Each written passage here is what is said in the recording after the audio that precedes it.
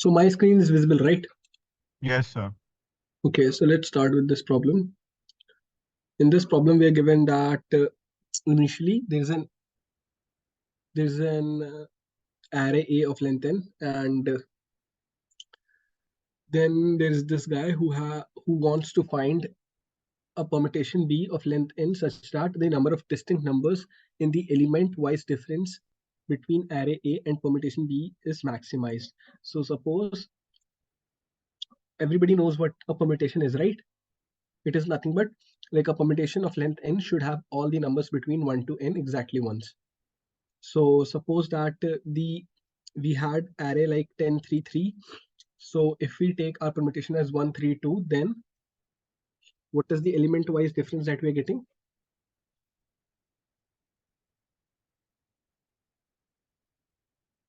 If we have elements as 10, 3, 3, and we take our permutation to be 1, 3, 2, so the difference between these two is 9, 0, and 1. So we have to maximize the number of distinct elements. So the final value of the number of distinct elements in this is 3. So this is what we have to maximize. So there is an easy way to do this problem. See, finally your permutation is going to have all the elements between 1 to n. So suppose if you sort your initial array in, let's say we can sort it in any order. So let's say we are sorting it in ascending order, that is increasing order, or non-decreasing order. Like the correct thing is non-decreasing. So let me write, like we have sorted this in ascending order. Ascending order. Okay, so what happens? This simply means that a of I plus 1 will always be more than or equals to a of I. And if I have to write my, like, let's suppose this is my array. So this element is less than or equals to, this element is less than, equals to, less than, equals to, less than, equals to. So now I can write my permutation as 1, 2, 3. Okay, not like this. I can write my permutation like n, n minus 1, n minus 2, n minus 3, and up till all the way up till 1, right? So let's suppose the difference of these two is x. So this element, like the difference of these two, like difference will always be more than or equals to, right? Or strictly more only. Is anyone having any doubt in this? The difference will be strictly more only here. Why? Because this element was bigger than this element, and now you're subtracting a lower, like a smaller number. So that's why these values will be in strictly increasing order. So you are getting n distinct values if you follow this approach. That is, give the smallest number in array A n, then the next bigger element should be given n minus 1 all the way up till 1. Is it clear? Yes, sir. Okay. Is anyone having any doubt in this? Okay. So I just have one doubt. Yes. So the difference will also be in decreasing order, right? Increasing. Okay.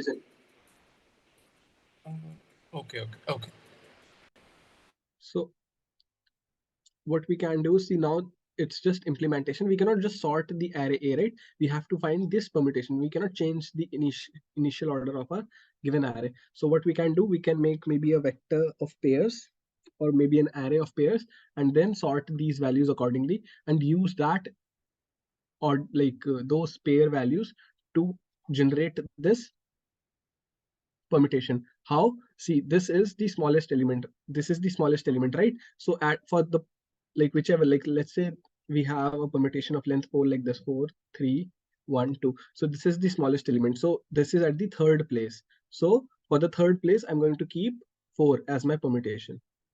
Then maybe 3 here, 2 here, and 1 here. So you get my point, right? Yes, no, anything? Sir, so we are trying to keep the smallest element with the largest permutation in the number. Yes. Okay, sir. Okay, so I'll show you my, this is clear to everyone, right? Otherwise, unmute yourself and ask me right now. Sir, someone in chat is saying to explain again. Okay. So basically, if you have array A and you sort it, so you'll have values in strictly non-decreasing order.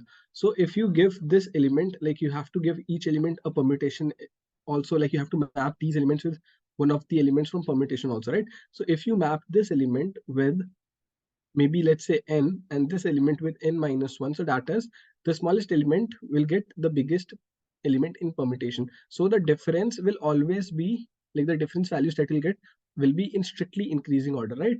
So you'll get n different values. Let's calculate the difference values for this also once. Let's suppose this was our array A and this was our permutation. So the difference between these two is minus 3. The difference between these two is minus 1. The difference between these two is 1. And the difference between these two is 3. So like I said, you'll always get n distinct values if you follow this. And that is the maximum possible distinct number of elements that you can get. Is it clear now? Sir, suppose the example, suppose the given array is 5, 4, 6, 8. Then can you please explain with this example? If you have 5, 4, 6, 8, give 4 the maximum element, that is 4. Now the next element is 5, give this 3, give this 2, and give this 1. So let's calculate difference. 5 minus 3 is 2, 4 minus 4 is 0, 6 minus 2 is 4, 8 minus 1 is 7. So you're getting 4 distinct elements. Is it clear? Maximum 4 को क्यों दिया था, sir? Like I said, the smallest element in array A, if you sort this, 4 will come first, then 5 will come, then 6 will come, and then 8 will come. So okay. You'll give this element the smallest value. Like you'll give the smallest element the maximum value in the permutation, that is n. So this will get n minus 1, n minus 2, and this will get 1. So n in this case is 4. So that's why 4 is given 4, 5 is given 3, 6 is given 2, and 8 is given 1. Is it clear? Yes. No. So this is one of the ways to solve this. Like there can be other also, but this is one of the ways that you can get your permutation. So if it's clear, I'll show you the implementation. Is anyone still having any doubt?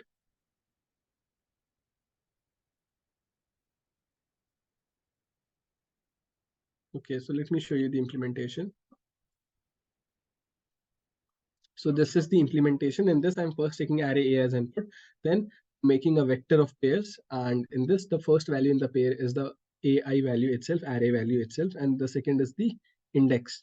Then after I sort this, I'll get the smallest value at first, right? So the smallest value should be given the maximum value in the permutation. That is, at the 0th index, I will give n minus I. This is how I'll calculate my answer permutation and I can print it. Is it clear? Is anyone having any doubt? Yes, no, anything? Okay. So let's go to the next problem.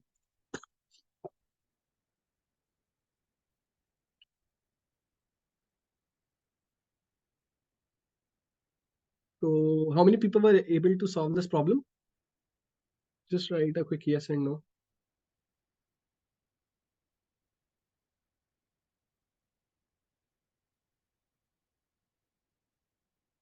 Okay, so in this problem, we're given a binary string S of length n. So by binary string, we mean a string of length n, which consists of only zeros and ones. So a number X is good if there exists a binary string L of length n, that is of same length as of string S, and it contains exactly X ones. So then if we take XOR of each of the elements, like for each of the ith elements of Si and Li, if finally S becomes a palindrome, that is the result of these two, like after performing these XOR operations, if the final string that we get is a palindrome, then we will say that this X is a good number. So finally, we have to find for all the X between 0 to n, how many numbers between in this range are good numbers. So let me explain the problem statement here once. So let's suppose we have something like 0, 1, 0, and maybe a 1 and okay, we have this thing. So if L is 2, we have to find whether there exists a string which is having exactly, okay, x is 2. We have to find whether x is a good number, whether this x equals to 2 is a good number or not. So how to find this? We need to check whether or not there exists a string of length 4. Why? Because this string is having length as 4. So we have to find whether there exists a string of length 4 which is having number of ones exactly as 2. And if we take XOR of these two, the final string should be a palindrome. So let's suppose this is the string that I'm taking right now. So let's take XOR of both of these.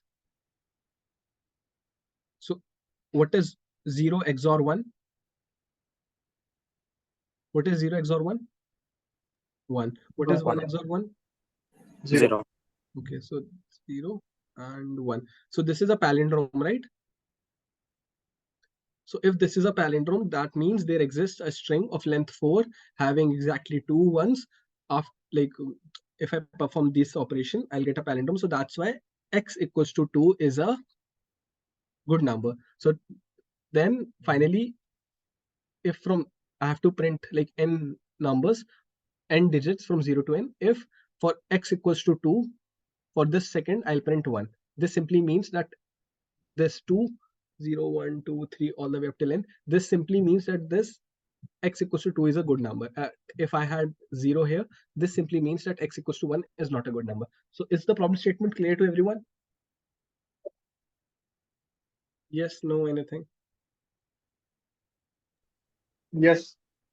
Okay, so now how to solve this? See, first of all, if you're given a string like this, see, there are at least some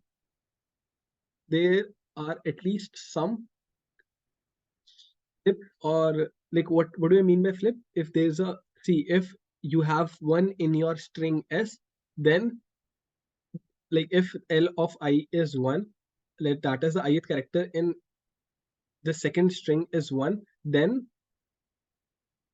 the ith character will get flipped in S, right?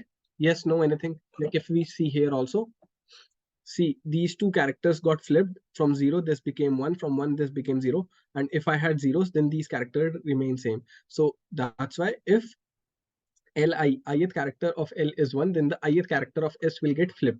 So first of all, if I am having something like 0, 1, 1, 0, and maybe 0, 0.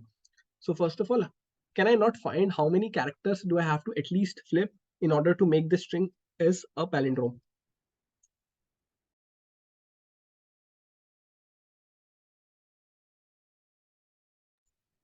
Yes, no, anything? How to count that? Just make your... Can you repeat once?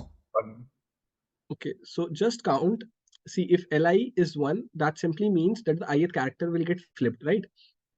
So if I'm given a string like 0, 1, 0, 0, 0, 1, can I not count how many characters, minimum number of characters that I need to flip? Like by flip, I mean I'll make 0 a 1 and I make 1 a 0. So how many minimum number of characters do I need to flip such that this string will become a palindrome?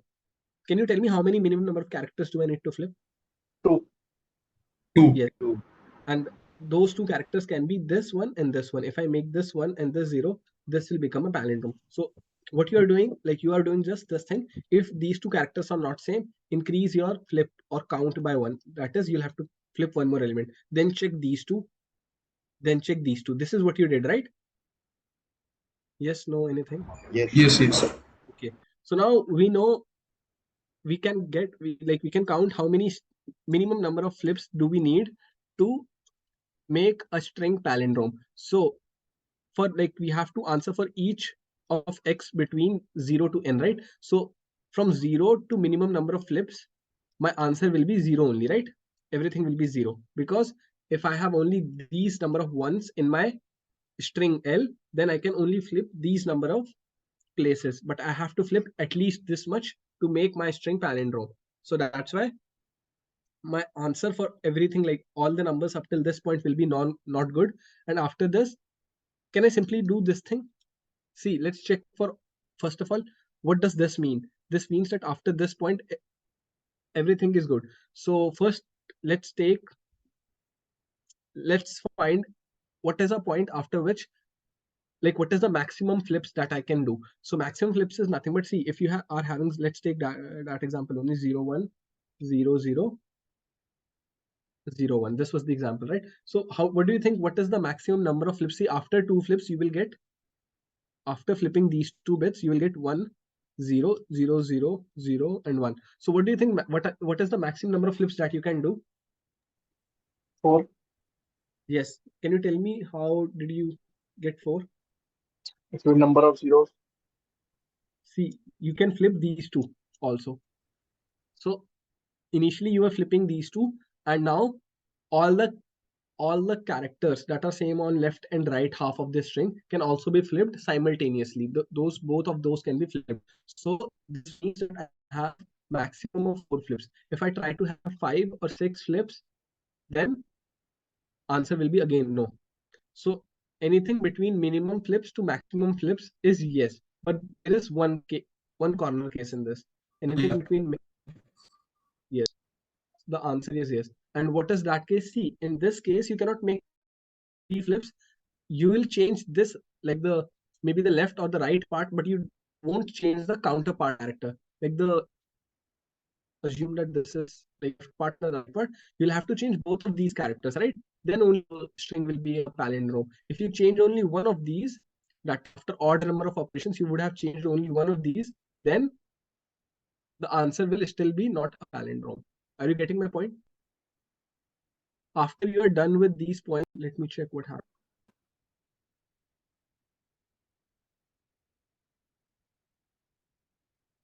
Why did the recording stop? I don't know.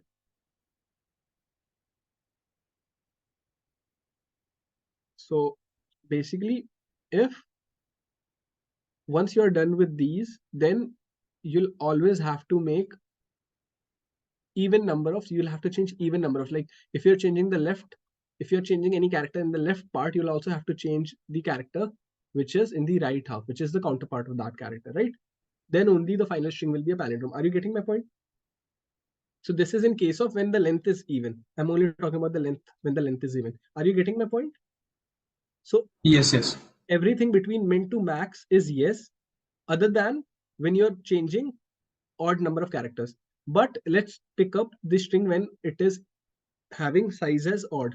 So in that case, if you're having odd as your size, see, let's take this example only. Now there is one extra character here. It doesn't depend, like matter which it, either it can be a 0 or a 1, but there is extra character here. And then we have this. So once you are done changing these 2 characters, now even if you change this character, like, okay, like initially we couldn't do 3 operations, but now instead of changing this character, what we can do, we can change this character, right? And when we have to do 4 operations, instead of changing this character, because this character is either 0 or 1, it won't change, like it won't make the string a non-palindrome, right? And when you have to do 4 operations, we'll again do these 2.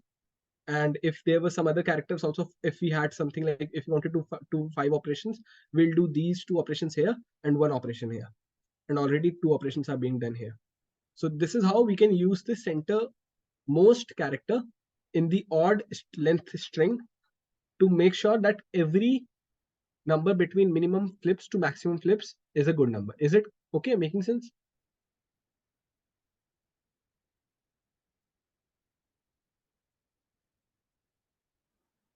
Yes, Bhaiya. Okay. It's okay to everyone, right? Can you try run for a third test, please? Okay. We have odd number of numbers in here. Okay. So let's take the third test. Okay, third test case is big. 1 0 0 1 0 and 1 1. This is the string, right? Yes. So first, let's find the minimum number of flips that are required at least. So how to find that? See, these are okay. This is not okay. 1. 2. This is not okay. This is okay. This is not okay. So 1 plus 1. This is 2. Minimum flips is 2. Now, what is the maximum number of flips that you can do? You can flip. Okay, you can flip. You can flip these 2 together, or you cannot flip these 2 together. You can flip these 2 together. Okay. So in this case, let's say the maximum number of flips is, you can flip these two together. So this is 4.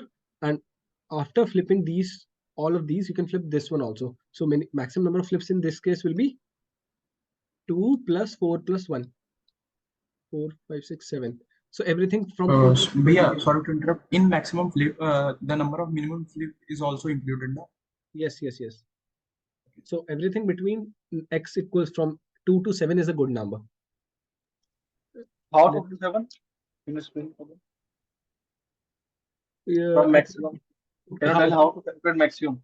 Again. This is the minimum number of flips that are at least required. This is the number of characters. Like I can change both of these or I can change both of these. So this is 4 flips, right? And then after I have changed all of these 4 flips, like I have done all of these 4 flips, then I can also change this centermost, right? Yes, no. Yes. So that's why this one. So everything between 2 to 7 will be a good number. Is it okay? Yes. This is making sense for everyone, right? I'll show you the implementation. Like if you're feeling I'm going too fast, let me know. Otherwise, like I can slow down a little, but you'll have to tell me. So let me show you the implementation. So this is the implementation. In this, I'm first taking n as input, then I'm taking string as input. Then, like I said, I'm finding the minimum number of flips that are required by this thing. Then, like I said, everything in my, like initially, everything in my answer string is 0. Then I'm making everything from my count to n as 1, like making it a good number. But like I said, if n modulo 2 is 0, every other, like from count, like I said, like I've explained here, if my like n is even, then every second number between minimum to max will be a no, right? So that is what I'm doing. Like it won't be a good number. So that is what I'm doing here, making every second number not a good number. Then I'm finding what is the maximum number of flips. And like I said, everything after maximum number of flips is not a good number. So I'm making everything 0 there. Finally, I can print my answer string. Is it okay? Yes, no, anything. Like this part is just how to calculate. See, this is minimum number of flips. This is adding 1 if n is odd. And what is this? This is basically how many characters there are other than these characters, which were not same. So n by 2 characters are on one side, minus those characters which are not same, multiply it by 2 will give you the characters on both of the sides, which are same initially. So add count to that. That is the minimum number of flips, and add 1 to it if n is odd, like I have done here. So where is it? So this 4 is nothing but the number of characters which are on like both these sides which are same. And this 2 is minimum number of flips, and 1 is because n is odd. Is it okay? Yes, no, anything? Okay, if anyone is having any doubt, you can unmute yourself and ask me right now.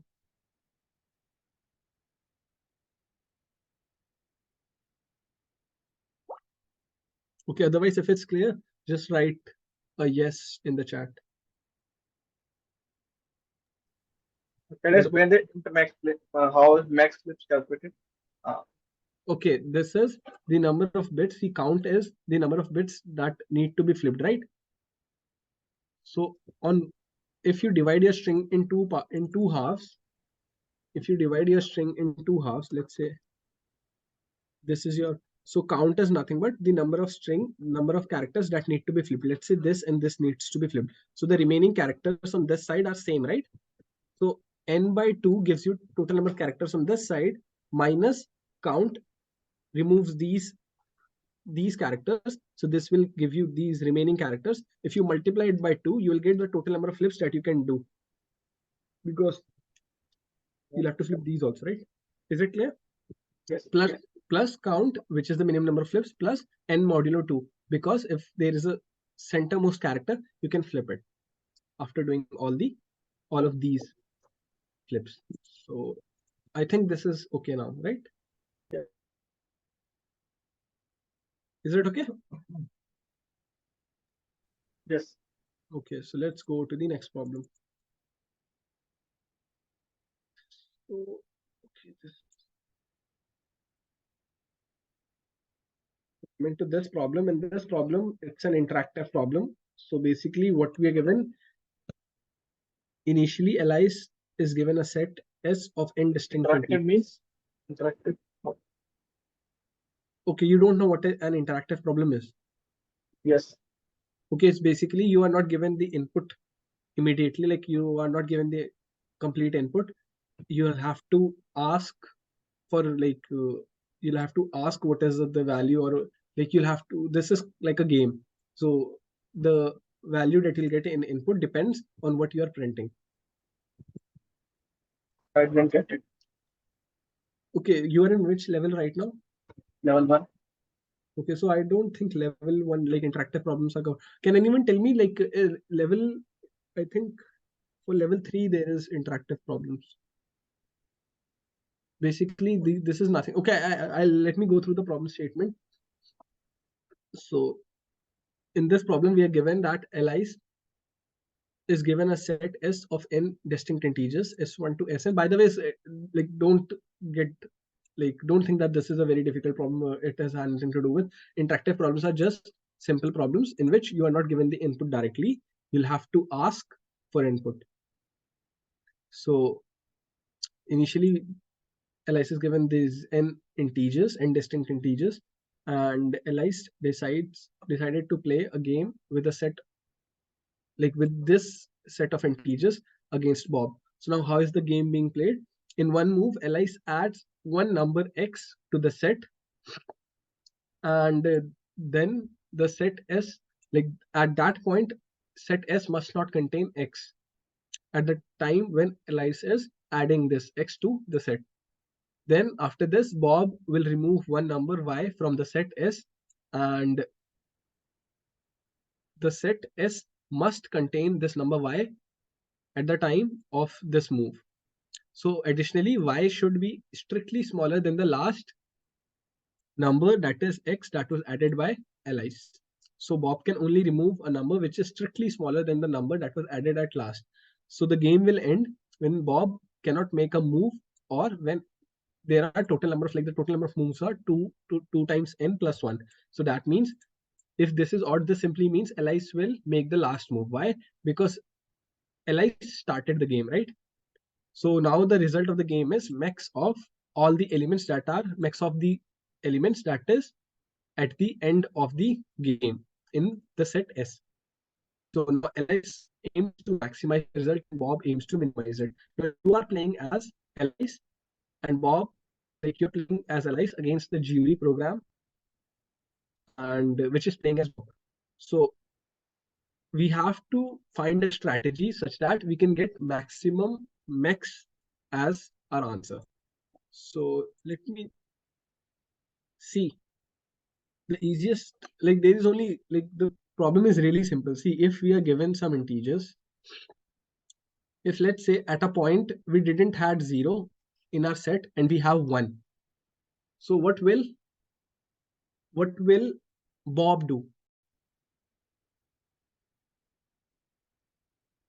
Yeah, I don't know, like the recording again stopped and it again resumed. So anyway, so if let's say if the set of integers right now is not having a 0 and it's having a 1, and we gave this set of integers to Bob, what will Bob do?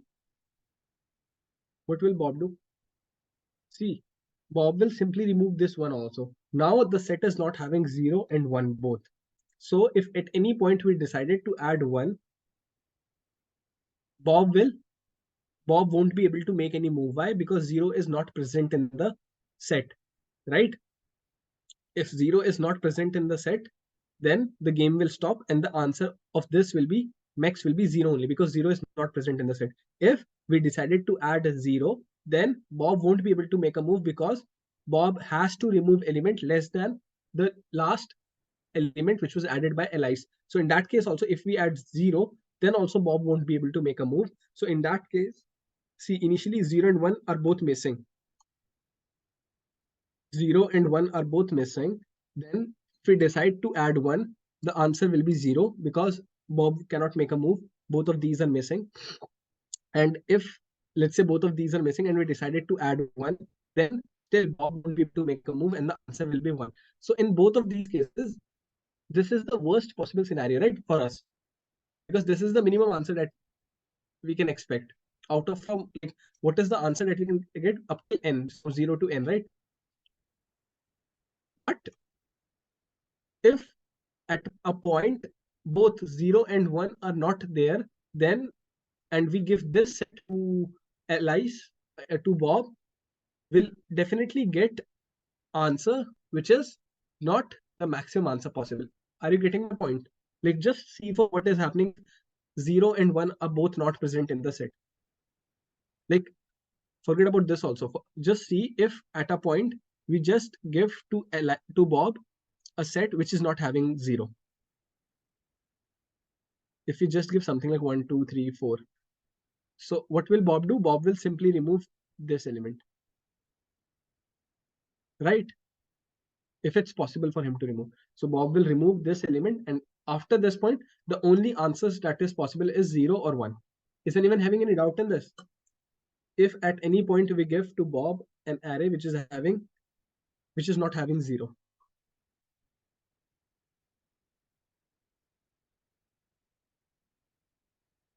Is anyone having any doubt? Okay, I'm getting some yeses in the chat. What about others? You just have to see if at any point we give like Bob this collection, something 10 to the power 6, 10 to the power 9. If we give Bob this collection, he'll simply remove this thing. Now we have this thing. Now, even if we try to add 0, the answer will be 1. If we try to add 1, the answer will be 0. So after this point itself, if we gave this thing to Bob, then he'll simply remove this one. And once he have removed 1 from the collection, then there is no way we can get an answer better than 0 or 1. Is it clear? This is clear to everyone, right? So that's why our collections should always have 0. So this way I can keep on continuing. Like, I can tell you about each element. You just have to add. See, initially you'll have some elements in your set, right? You have 1, you have 3, you have 4, you have 5. So each, after, like, you are playing as allies. So after each, for each of your move, you'll try to give the, like, you'll try to add the minimum element which is not in your collection. Suppose 0 is not here, you'll add 0. Then let the Bob or jury program make their move. They can remove any of these elements. Once they remove any element, let's say they decided to remove 1, you just remove this from your set. Again, check on your move that what is the minimum element which is not present in your set and add it to your set. So this way we'll keep continuing up till we get the input as -1. Once we get the input as -1, that simply means that the game has ended and we can continue for the next test case. Is it clear? By the way, the Bob will be able to remove 1 or what in this case, as far as the Bob will be able to remove 1 if we insert 0. So Bob yes, Bob won't be able to remove if we inserted 1. Like, if we inserted 0, Bob won't be able to remove anything. So the game will end at this point itself, right? Yes, the game will end at this point and the answer will be 2. Right. Okay, got it. I'm just saying, for example, if at this point, let's say this was your collection and you added 2 to this set because 2 is not present, then Bob can either remove a 0 or a 1. It doesn't matter. You will always add the minimum element which is not present in your set into this collection. Is it clear? Every time the game will end at first point itself? No. No, it's not always. Okay. Like, we can have maybe 0, 1, 2, 3. Like 0, 1, 2, 3. And 5. let's say this element is missing. 4 is missing, then 5, then 6 is missing, then 7. So first I'll add this element. Bob can remove any of these, right? Then I'll add that element. Then Bob can remove any of these. So this can keep continuing. Got it. So it depends on what is the first element which is missing. And it depends how jury is or how Bob is removing element. If Bob directly removes this 0, I'll add that 0 and then the program will end right there. But it's possible that Bob removes this 3, then this 2, then this 1, right? 1 by 1. Okay, got it. So let me show you the implementation. So, okay, this is the implementation. In this, I'm first taking n as input, then I'm taking array A as input. Then initially, let's say I'm inserting everything in my set. And then finally, like in my set, there will be only those elements which are not present in my collection from like between 1 to n, 0 to n, how many elements are not present in my collection. So first insert everything from 0 to n in your set, then erase those elements that are present in A, that are present in your collection. Now, if set dot size is 0, like anyways, this won't be like this is not possible. Why? Because initially there are n plus 1 elements in your set. Even if you remove all the n elements, there will be still one element left. So that didn't make sense. So now I'm taking y. So this y is just a, like for me to take, okay, anyway, I can do int y here also. So then have this loop, and this is like while this loop is true, game will keep on, like the game will keep on continuing. So first I'm finding what is the minimum element which is not in my collection. I'm printing it, and now I can remove it from this set. Why? Because now it is in my collection, because I have added it in my collection. Now I'll take y as input, that is the number, the element which Bob is removing. If y is -1, then I'll break, otherwise I'll insert y in my set.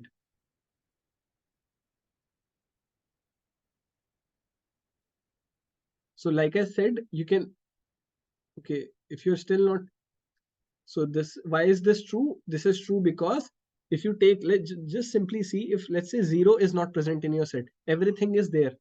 And if you give this thing to Bob, Bob will simply remove 1. And after this point, there is no way that you can get an answer which is better than 0 or 1. So that's why just insert this minimum element also in your set. So whatever minimum element is there, always insert that element only. And after you have inserted that element, then after that, I don't think you anyway need set also, because whatever element Bob is removing, you just have to insert that back again. See, you don't need a set for this problem. Why? See, first just find what is the first element which is missing in your array, print it, and after that, whatever Bob is like removing, just keep adding that element. Is it clear? This is making sense, right? I have used set, I have complicated it, but the thing that we are eventually doing, just find the first element which is missing. After that point, just keep inserting those elements which Bob is removing. Okay, so let's, this is C question, this is C, this is not D. Okay, so if this is clear to everyone, we'll move to the next problem.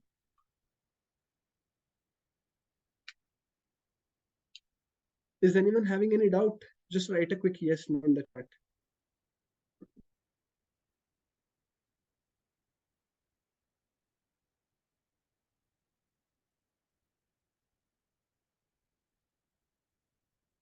Is anyone having, okay, what about others? Okay, if you're having doubt, just unmute yourself and let me know. Okay, so let's go to the next problem.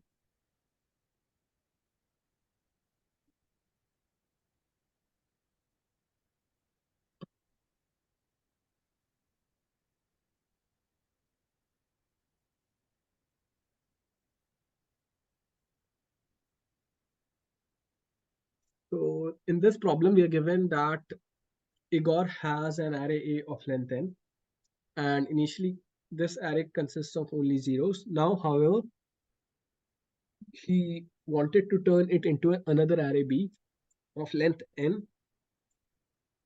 And since Igor doesn't take easy paths, only the following operation can be used. Like in order to make this initial array of zeros into, like we want to turn this array into another array B, we can only do this operation. We can choose an array L of length k, and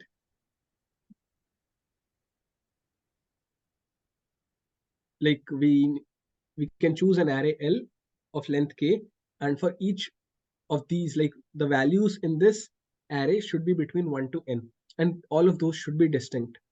Then we can change each element of A Li to A of to Li Li modulo k plus 1, and I is between 1 to k. So I'll explain what this means in a moment.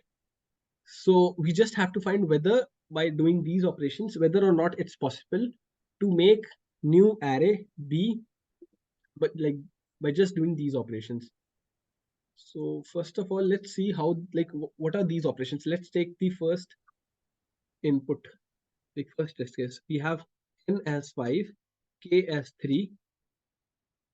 Then we have array as 2, 5, 2, 3, 5, 2, 3, 5, and 3, 4.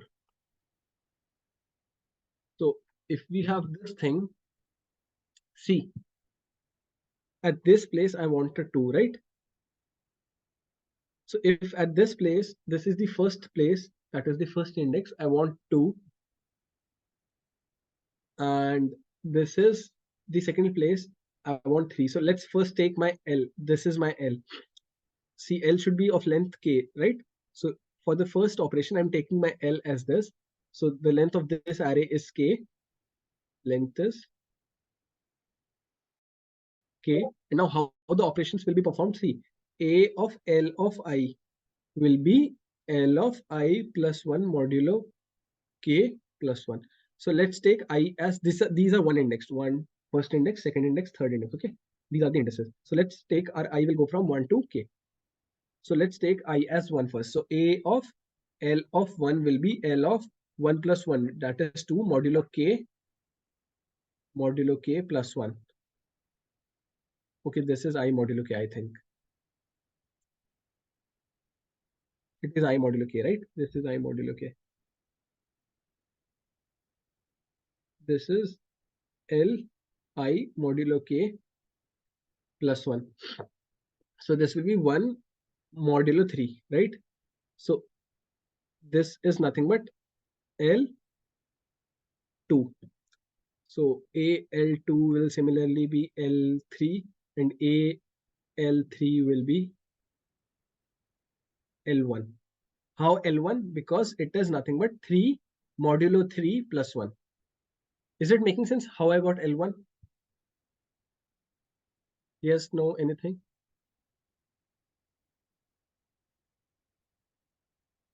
Is it making sense? Okay. So now see what is happening.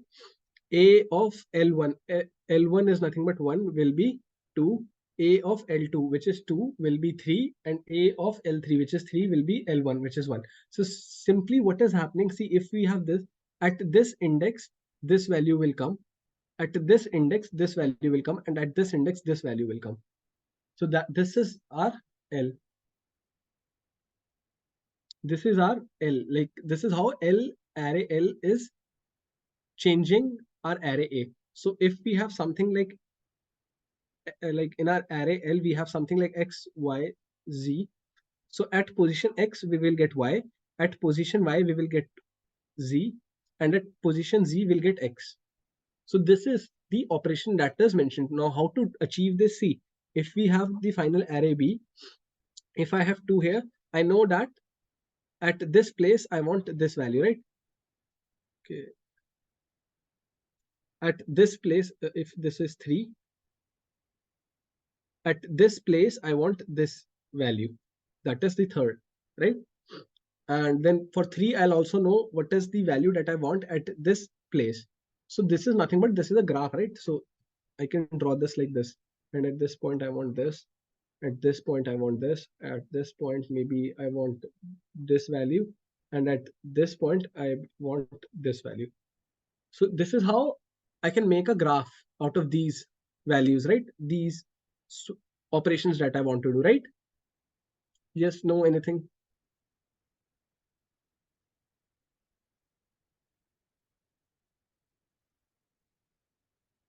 So now, see, if I know that, okay, at this place, I want this value, at this place, I want this value. See, if now let's suppose I'm having a cycle of length k, like at this k is 3, k is 4. At this place, I want this value. At this place, I want this value. At this place, I want this value. and at this place I want this value. So there's a cycle of length k, and then there are other values like at this place I again want this value again. At this place I want this value. At this place I want this value. At this place I want this value. So if there's a cycle of length k which is connected by these other vertices, what I can do, I can only select k as 4, right? I can only select an array L which is having 4 elements. So first I can select this, and this. So after one operation, this will have the correct value, this will have the correct value, this will have the correct value, this will have the wrong value. Why? Because this will go to this place, but these two will have the correct value. Then if I select these 4 things, I'll make this have correct value, this have correct value, this have correct value, and this also have correct value. Like this will have the wrong value. Why? Because this will go to this place. But since both of these are part of my cycle, I can finally do a k, like I can select these 4 elements and finally make all their values correct. Why? Because these are a part of cycle. So I'll select maybe this is alpha, beta, gamma, and delta. So finally at A of alpha, I want beta. At A of beta, I want gamma. At A of gamma, I want delta. And at A of delta, I want alpha. So what I can do, I can select my array A as alpha, beta, gamma, and delta. Right? Is it making sense? But let's suppose if this cycle was not of length k, then even if I would have made these values like I would have made these values equals to the values that are in array A, eventually I wouldn't have been able to make these values also correct. Like, or there would at least be one position which is not having the value equals to array A. Why? Because the length of this cycle is not k. Is like, have you understood the point that I have said till now? Is this thing clear? If the cycle of this, like if this is not of cycle, if this cycle is not of size k, of length k, then it's not possible for me to make each and every place have the exact value as array A. Right? Yes, no, anything?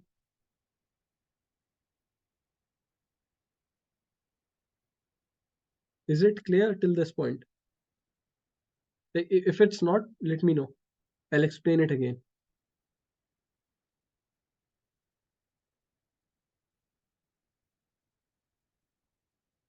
Okay. So now our solution is just simple. Just find all the cycles of length k. This can simply be done using DFS.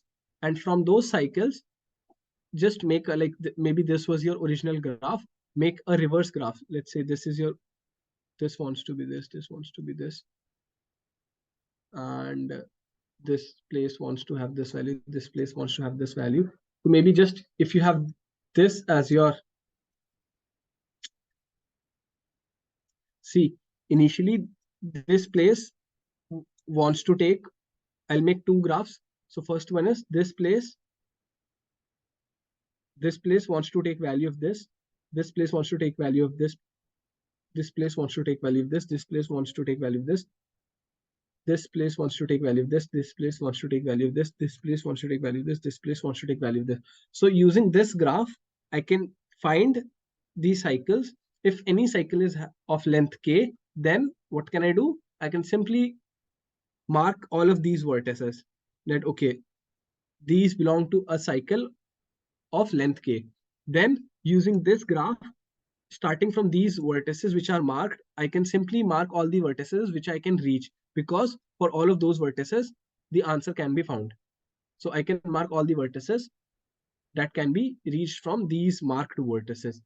So eventually, if all the vertices are marked, that means I can find the, like, I can make the value of those places equals to the array, like the array B, which is given to me in the problem.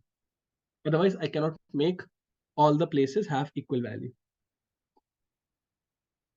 So what we have to do, we just have to find if there exists a cycle of length k. If there exists, mark those vertices. Then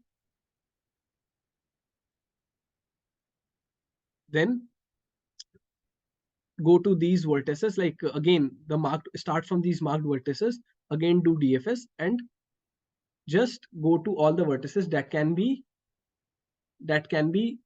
visited, or that can be like you can go to those vertices from these marked vertices. If there are any vertices that can be reached from these vertices, mark those vertices too using just simple DFS.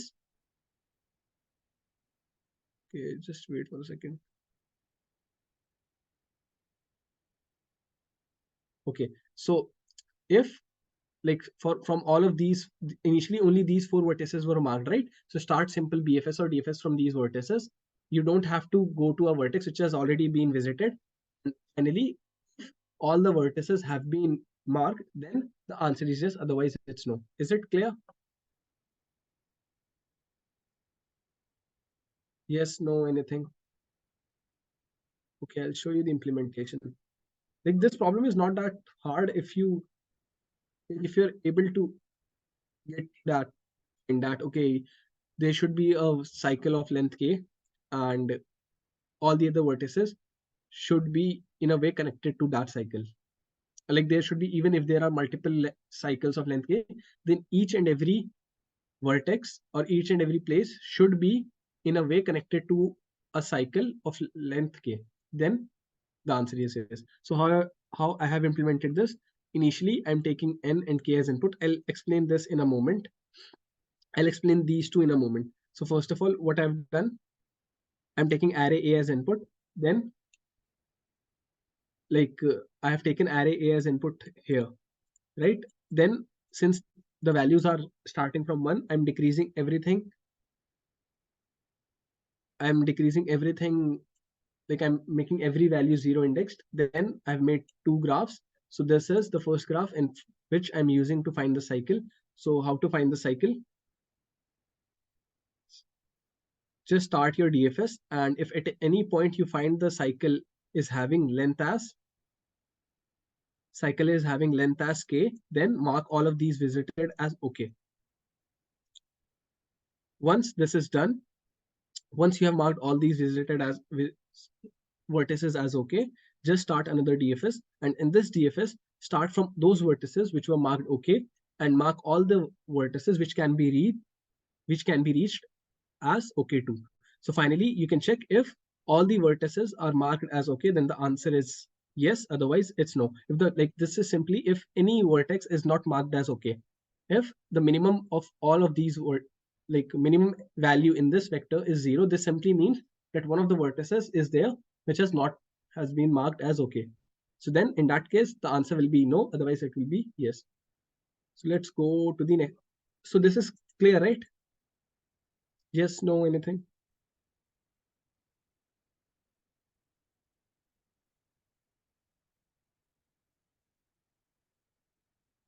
So like I believe that there is an easy implementation or maybe an easy approach to solve this problem. But anyway, I'll go to the next problem. So now this, okay, we can do one thing. We can discuss both of these problems together. These are easy problems only. So see, in this problem, we are given that, again, this is an interactive problem. And in this, we are given that we have a positive integer k, and he has, like, the jury has an array A of length n. Initially, we don't know the elements of this array, but finally we want to print, like we have to print XOR of all the elements between 1 to n. So how to do this? Like this is what we have to find, and the operations or the queries that we can ask is of following type. We can ask for index I, and in response we will get the XOR of subarray from I to I plus k minus 1, that is k elements from I to k. Then once we get this, we have to like find what is the XOR of all the elements from 1 to n.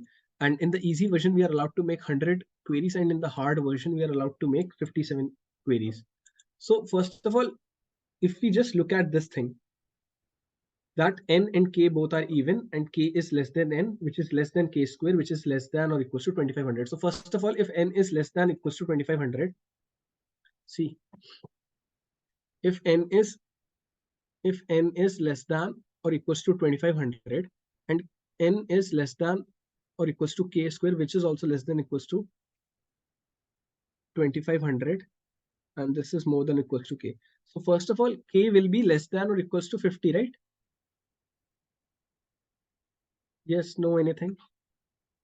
Like, let me know if I will do something wrong. See, k will be less than or equals to 50, and k will be more than or equals to under root of n. So if k is more than or equals to under root of n, if you divide n by k, you will get less than or equals to under root of n, right?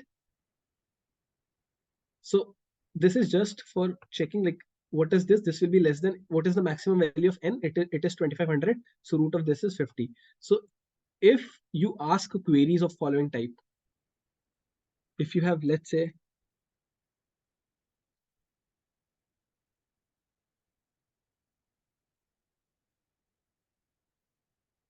so I think this is 16, right? 1, 2, 3, 4, 5, 6.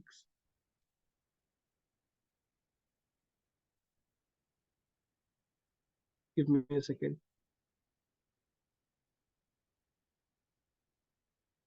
Okay. So now let me take n as 16 and k as 6. So if n is 16, 1, 2, 3, 4, 5, 6, 7, 8, 9, 10, 11, 12, 13, 14, 15, and 16.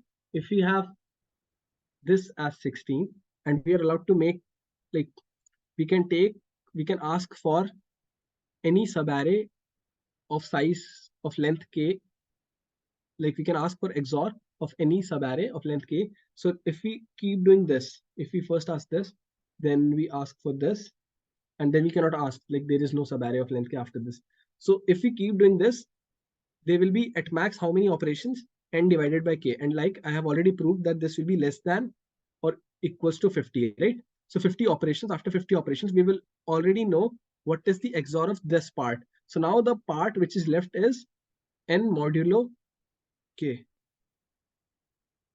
right? We have to find, if we are able to find XOR of this part also, then we can simply take, let's say this is y, this is x, then our final answer will be XOR of x and y. If x is the XOR of complete, of like XOR of this complete part is x, and y is the XOR of this part, then our final answer will be this only, right? So now the question is how to find the XOR of this part. So is, like, first of all, is everything clear till now? Like, if we do operations, if we keep finding for each subsequent k length subarray, what is the XOR of it? The number of operations that we'll ask is less than or equals to 50. And after that point, it's still possible that a sub part, like some part of the array is still left, and we have to find XOR of that part. If we are successful in finding the XOR of that part, our final answer will be XOR of x and y. Is it clear till this point? Or is anyone having any doubt in this? Yes, no, anything? Just unmute yourself and let me know. Is this thing clear?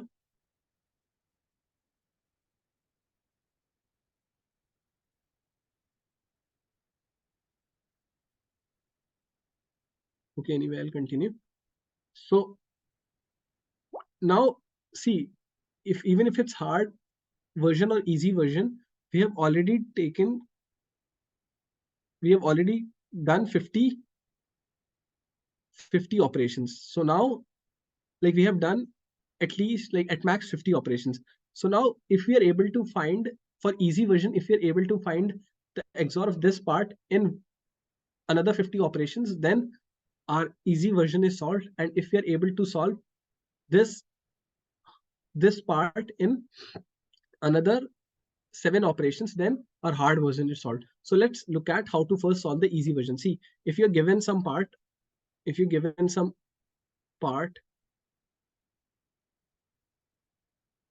this is n modulo k. So first of all, if n is even and k is also even, n modulo k will also be even. I don't think that anyone should have any doubt in this. N modulo k should also be even, like the remainder. It's not possible that n modulo k is odd. So what we can do, see, there are some elements like this. Just find XOR of this part and find XOR of this part. Find XOR of this part and find XOR of this part. If you do XOR of these two ranges or these two subarrays, you'll get the XOR of these two elements. How is this possible? Let me give you an example. Assume n is 6, n is 10, and k is 6. I have elements like 1, 2, 3, 4, 5, 6, 7, 8, 9, 10. So these are the points of which I don't know XOR. I have found the XOR of this part. After I do one operation, these elements will get reversed. So I have something like 6, 5, 4, 3, 2, 1, 7, 8, 9, and 10. I don't know XOR of this part. I know XOR of this part. So let's take our subarray as this thing. So if I take our subarray as this thing, we'll get XOR of this part, and our array will now modify as 6, 7, 1, 2, 3, 4, and 5, and then 8, 9, and 10, right? So we have this thing. Now, like I said, I'll take XOR of this part. So if I take XOR of this part, this thing 5, 1, 2, 3, 4, 5 is same in this also and in this also. But the difference in these two is like this is having an 8 and this is having a 7. So if you take XOR of these two parts, this will get cancelled and you'll get 7. What is 8 XOR 7? Or maybe like you can write it as what is 7 XOR 8. Similarly, you can find what is 9 XOR 10. So you can keep doing this and you can find for each of the two elements what is in n modulo, like these were the remaining elements, right? So what is the XOR of these two? What is the XOR of these two? And if there was like 11 and 12 also, you can find what is the XOR of these two.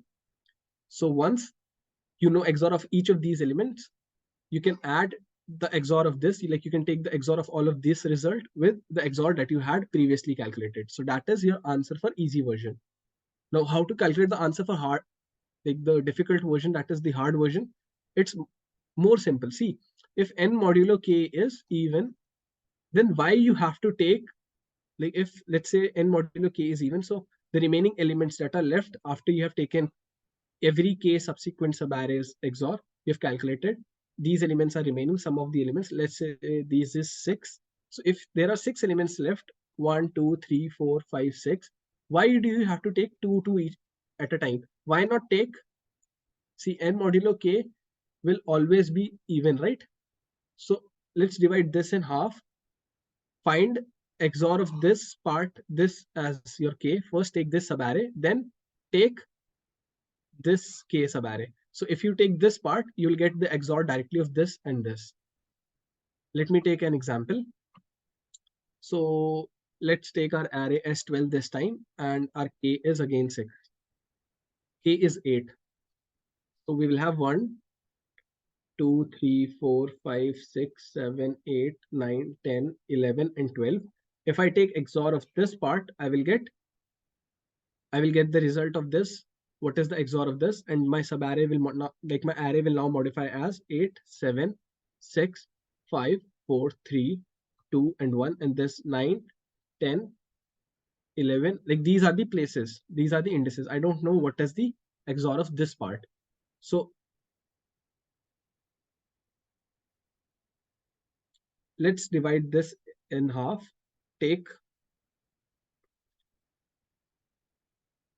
Find the XOR of this part. And now the array will modify itself as 8, 7, 10, 9, 1, 2, 3, 4, 5, 6, 11, and 12. Next time, find what is the XOR of this part. Now, both of these XORs are having this in common, right?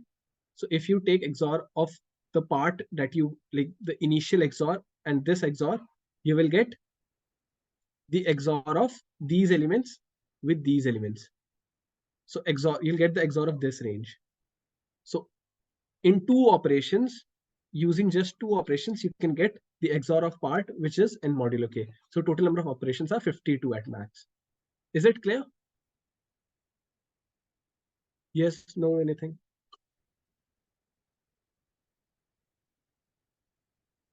So I'll show you the implementation of both easy and hard version.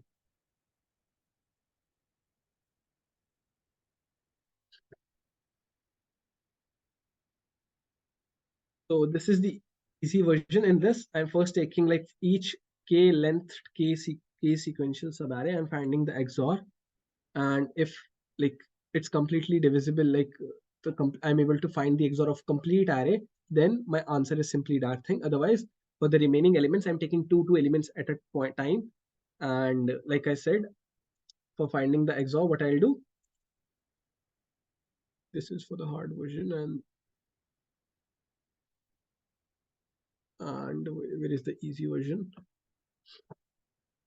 So like I said, for the easy version, what I'll do, I'll keep taking two elements at a time, right? I'll find XOR of these two, then I'll find XOR of these two. So how to do that? Like I said, I'll keep taking k length subarray, and I'll keep finding their XOR and adding their XOR to the final XOR. Finally, I can print my answer. So this is for easy version, but you don't actually have to take two elements at a time. You can just take the complete thing. So the difficult version, what you can do, everything is same. If I am able to find the answer for the complete array at once, then simply print that. Otherwise, take half of these, and like this is just to make an array, subarray of length k, and taking half of the elements of n modulo k. So this is one subarray, and this is the last k length subarray. So you take XOR of these two, you will get XOR y is the final XOR of all the elements that we were not able to find the XOR of using these operations. So we can take their XOR and XOR the result of this subarray's XOR with our initial XOR. So that is our answer. Is it clear? Yes, no, anything? Is it clear?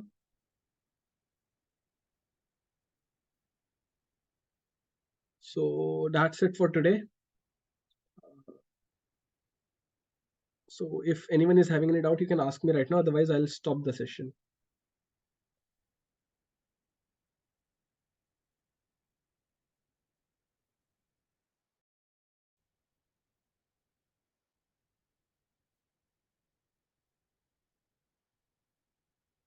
Okay.